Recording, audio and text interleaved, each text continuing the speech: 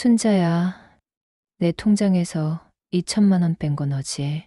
전화 너머로 친구의 숨소리가 들렸습니다. 그게 잠깐 급해서 저는 믿을 수 없었습니다. 30년을 함께한 친구가 제 돈을 훔쳐갔다는 게 나한테 사기꾼 조심하라고 하면서 정작 내가 내 돈을 훔쳐갔어? 순자는 대답하지 않았습니다. 저는 그날 깨달았습니다. 진짜 사기꾼은 따로 있었다는 것을. 그리고 제가 사기꾼이라고 의심했던 그 남자는 오히려 진심이었다는 것을. 이른둘 저는 사람을 믿는 법을 다시 배웠습니다. 이 이야기는 2024년 3월 부산 해운대에서 시작됐습니다. 제 이름은 김정희입니다. 올해 72입니다. 온라인에서 만난 남자가 사기꾼인 줄 알았는데 알고 보니 진심이었던 이야기입니다. 지금부터 그 이야기를 들려드리겠습니다. 이 이야기가 마음에 와닿으신다면 구독과 좋아요 부탁드립니다. 제 이름은 김정희입니다.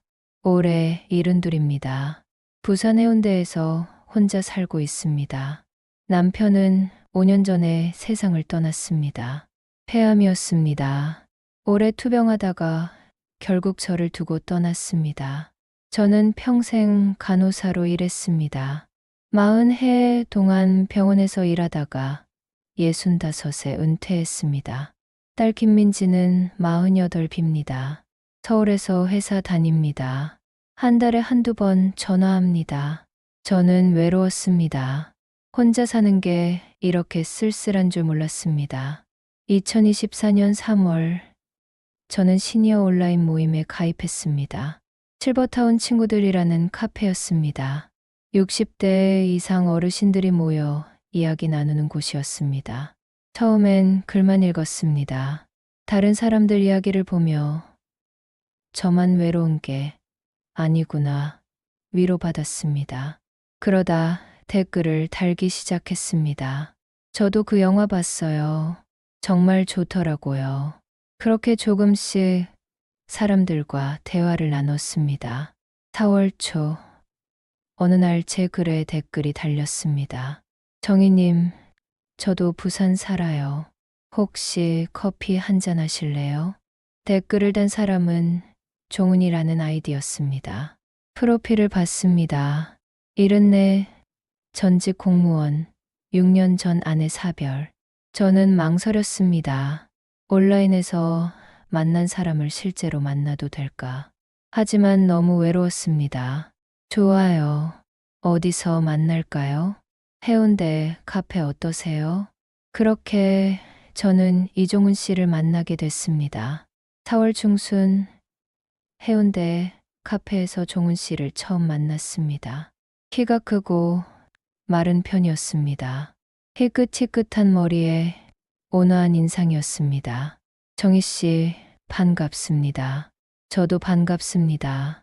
우리는 커피를 주문하고 자리에 앉았습니다. 정희 씨는 뭐 하시다가 은퇴하셨어요? 간호사였어요. 40년 일했죠. 대단하시네요. 저는 공무원이었어요. 시청에서 근무했죠. 그러셨구나. 대화는 편안했습니다. 어색하지 않았습니다. 정희 씨, 혼자 사시면 외로우시죠? 네, 좀 그래요. 저도요. 아내 떠나고 6년 됐는데 아직도 집이 너무 조용해요. 우리는 서로의 외로움을 공감했습니다. 그날 이후 우리는 일주일에 한 번씩 만났습니다. 카페에서 차를 마시고 해운대 백사장을 산책했습니다. 종훈 씨는 따뜻한 사람이었습니다. 제 이야기를 잘 들어줬고 배려심이 많았습니다. 저는 조금씩 마음이 열렸습니다. 5월 초 저는 30년 친구 최순자에게 이야기했습니다. 순자야, 나 요즘 좋은 분 만나고 있어. 누구? 온라인에서 알게 된 분인데 74이야. 전직 공무원이고. 순자의 표정이 굳었습니다. 정희야, 조심해. 왜? 온라인에서 만난 남자. 요즘 노인 타겟으로 사기치는 사람들 많아. 아니야. 종훈 씨는 그런 사람 아니야. 어떻게 알아? 겉으로는 다 착한 척하지. 순자의 말이 제 마음에 의심을 심었습니다. 며칠 후 딸 민지가 전화했습니다. 엄마, 순자 이모가 그러는데 엄마 온라인에서 남자 만나신대요? 응, 만나고 있어. 엄마 70 넘어서 온라인에서 남자 만나면 10중 8구 사기예요. 조심하세요. 아니야, 종훈 씨는 괜찮은 사람 같아. 엄마, 사기꾼들은 다 그렇게 보여요. 돈 조심하세요. 딸의 말까지 듣고 나니 저는 불안해졌습니다. 다음번 종훈 씨를 만났을 때 저는 그를 유심히 관찰했습니다. 정희 씨, 무슨 걱정 있으세요? 표정이 안 좋으시네요. 아니에요. 아무것도 아니에요. 하지만 저는 계속 의심했습니다. 혹시 종훈 씨가 제 돈을 노리는 건 아닐까? 6월 초 종훈 씨가 조심스럽게 말을 꺼냈습니다. 정희 씨, 죄송한데 부탁이 하나 있어요. 제 심장이 쿵 떨어졌습니다. 역시 돈 얘기구나. 무슨 부탁인데요? 급한 일이 생겼는데 3천만 원만 잠깐 빌려주실 수 있을까요? 한 달 안에 꼭 갚을게요. 저는 당황했습니다. 무슨 일이신데요? 가족 일인데 자세히 말씀드리기가 좀 그래서요. 죄송해요. 종훈 씨는 난처한 표정이었습니다. 저는 고민했습니다. 순자 말이 맞는 건가? 종훈 씨가 사기꾼인 건가? 하지만 종훈 씨의 눈빛은 진심 같았습니다. 알겠어요. 빌려드릴게요. 정말요? 고맙습니다. 꼭 갚을게요. 저는 3천만 원을 종훈 씨에게 이체했습니다. 그런데 그날 이후 종훈 씨가 연락이 없었습니다. 일주일, 2주일, 한 달. 전화도 안 받았습니다. 문자도 답이 없었습니다. 저는 절망했습니다. 역시 사기였구나. 순자에게 전화했습니다. 순자야, 내가 종훈 씨한테 3천만 원 빌려줬는데 연락이 안 돼. 뭐? 내가 뭘 했어? 사기꾼이라고 했잖아. 어떡하지? 경찰 신고해. 당장. 저는 경찰서에 가려다가 멈춰 섰습니다. 그래도 혹시 종훈 씨가 정말 급한 일이 있었던 건 아닐까. 하지만 한 달이 지나도 연락이 없었습니다. 7월 중순 순자가 집에 찾아왔습니다. 정희야, 아직도 신고 안 했어? 응, 좀 더 기다려 보려고. 기다려. 이미 한 달 넘게 지났잖아. 그 남자 도망간 거야. 하지만 정희야, 현실을 봐. 내가 사기당한 거야. 순자는 답답하다는 표정으로 저를 봤습니다. 내가 경찰서 같이 가줄게. 빨리 신고해야 돈이라도 찾지. 알았어. 내일 가볼게. 순자가 돌아간 후 저는 혼자 울었습니다. 3천만 원이 아까워서가 아니었습니다. 종훈 씨가 진심이라고 믿었던 제 자신이 한심했습니다. 이른둘에 이렇게 쉽게 속다니. 그날 밤 저는 통장을 확인했습니다. 종훈 씨에게 이체한 3천만 원 외에 다른 출금 내역이 있었습니다. 2024년 6월 15일 대리인 인출 2천만 원. 저는 기억이 나지 않았습니다.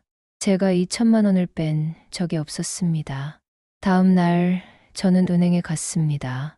이 인출 내역이 뭔가요? 제가 뺀 게 아닌데요. 은행 직원이 확인했습니다. 대리인 인출이네요. 최순자님, 최순자요? 네. 고객님 통장이 공동명의로 되어 있으셔서 최순자 님도 인출 가능하십니다. 저는 그 순간 머리가 하얗게 됐습니다. 순자가 제 통장에서 2천만 원을 빼간 것입니다. 저는 즉시 순자에게 전화했습니다. 순자야, 내 통장에서 2천만 원 뺀 거 너지? 전화 너머로 순자의 숨소리가 들렸습니다.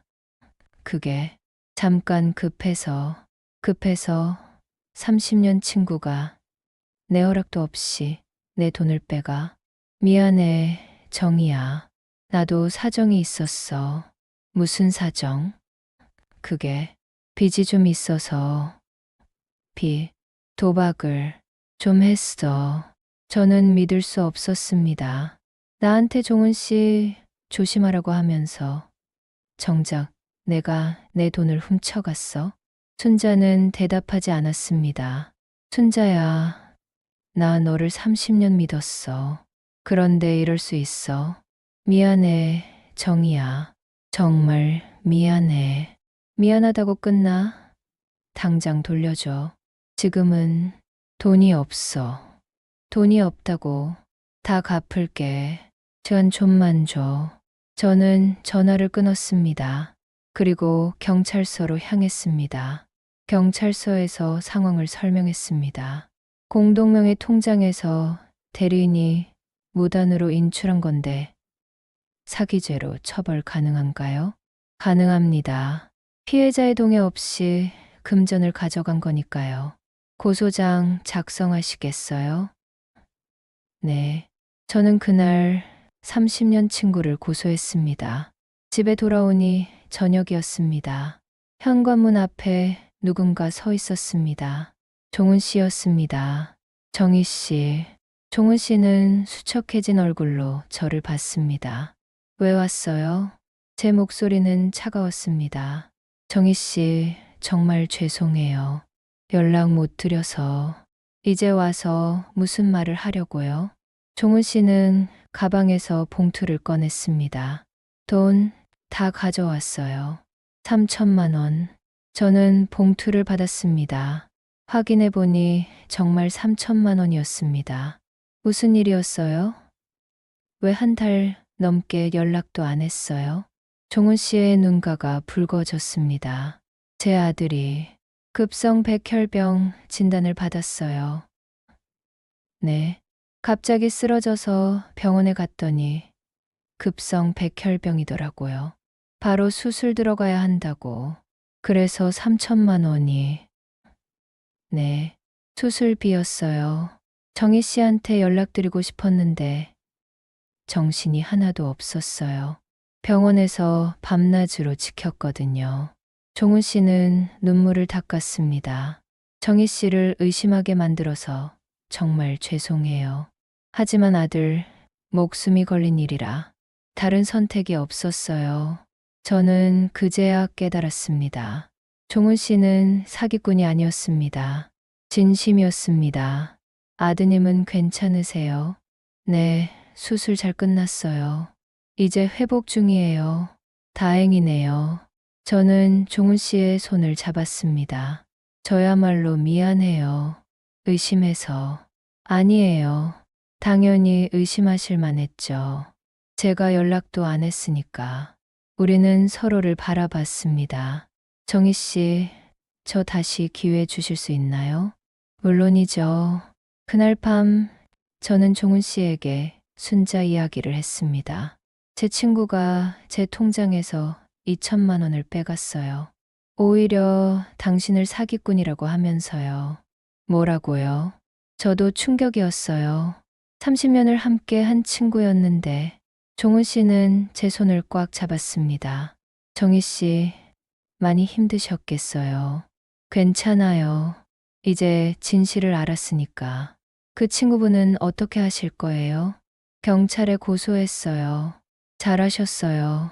종은 씨는 따뜻하게 웃었습니다. 8월 말 순자에 대한 경찰 조사가 진행됐습니다. 순자는 도박 빚이 5천만 원 있었고 그 돈을 갚기 위해 제 통장에서 돈을 빼간 것이었습니다. 최순자 씨, 피해자와 합의하실 의향 있으신가요?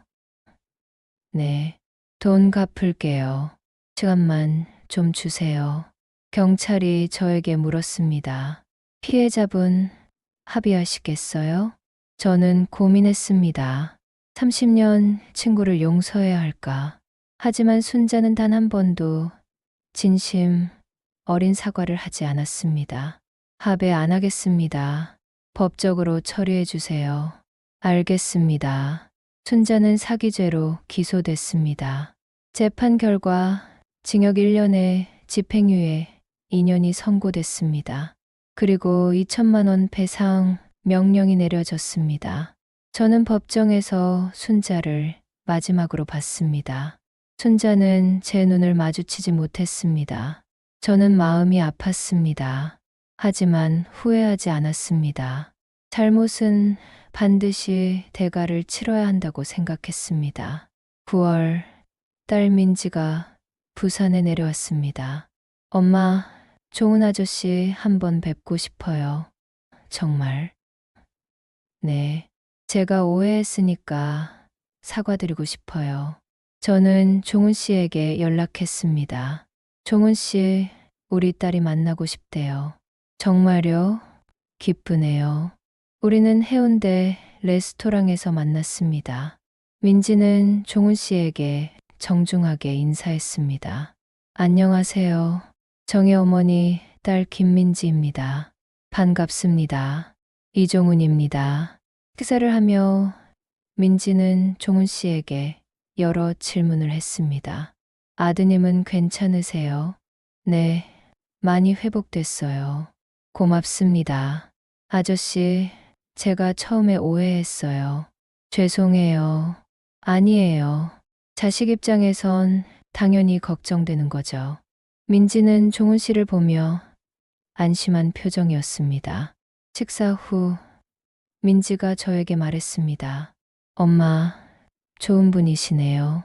제가 오해했어요. 그치. 엄마 행복하세요. 제가 응원할게요. 저는 딸의 말에 눈물이 났습니다. 10월, 저와 종훈 씨는 정식으로 사귀기 시작했습니다. 결혼까지는 생각하지 않았습니다. 서로 독립적으로 살면서 함께 시간을 보내는 것으로 충분했습니다. 어느 날 종훈 씨가 물었습니다. 정희 씨, 순자 씨 일로 많이 힘드셨죠? 처음엔 그랬어요. 하지만 이제는 괜찮아요. 어떻게 그럴 수 있어요? 사람을 의심하지 않기로 했어요. 의심하지 않기요? 네. 순자를 믿었다가 배신당했지만 그렇다고 모든 사람을 의심하고 싶지 않아요. 종훈 씨를 의심했던 제가 부끄러웠거든요. 종훈 씨는 제 손을 잡았습니다. 정희 씨, 저도 정희 씨를 믿어요. 평생. 저도요. 우리는 해운대 백사장을 걸었습니다. 석양이 아름다웠습니다. 저는 생각했습니다. 72, 저는 다시 배웠습니다. 사람을 의심하는 것보다 진심을 믿는 게 더 중요하다는 것을. 2024년 12월입니다. 저는 지금 종훈 씨와 함께 크리스마스 트리를 장식하고 있습니다. 제 집에 처음으로 크리스마스 트리를 세웠습니다. 남편이 살아있을 때도 혼자 살 때도 한 번도 트리를 세운 적이 없었습니다. 하지만 올해는 달랐습니다. 정희 씨, 여기에 별 달까요? 좋아요. 종훈 씨는 트리 꼭대기에 별을 달았습니다. 반짝반짝 빛났습니다. 예쁘네요. 정희 씨만큼은 아니지만요. 저는 웃었습니다. 순자는 2천만 원을 조금씩 갚고 있습니다. 저는 순자를 용서하지는 않았지만 미워하지도 않습니다. 그저 그런 일이 있었다고 받아들였습니다. 딸 민지는 주말마다 전화합니다.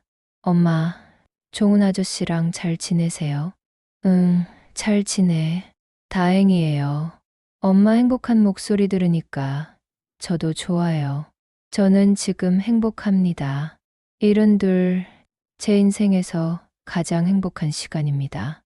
종훈 씨는 제게 진심을 가르쳐 줬습니다. 사람을 믿는 용기를 가르쳐 줬습니다. 그리고 나이가 들어도 사랑할 수 있다는 것을 보여줬습니다. 저는 일기를 씁니다. 72, 나는 사람을 믿는다. 배신당할 수도 있다. 하지만 그게 두렵지 않다. 진심은 반드시 통하니까. 종훈 씨가 제 어깨에 손을 올렸습니다. 정희 씨, 고마워요. 제가 더 고마워요.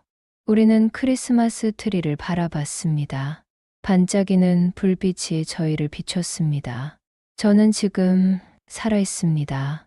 사람을 믿는 것과 의심하는 것, 어느 쪽이 더 현명할까요? 저는 이른둘에 그 답을 찾았습니다. 배신당할 수도 있습니다.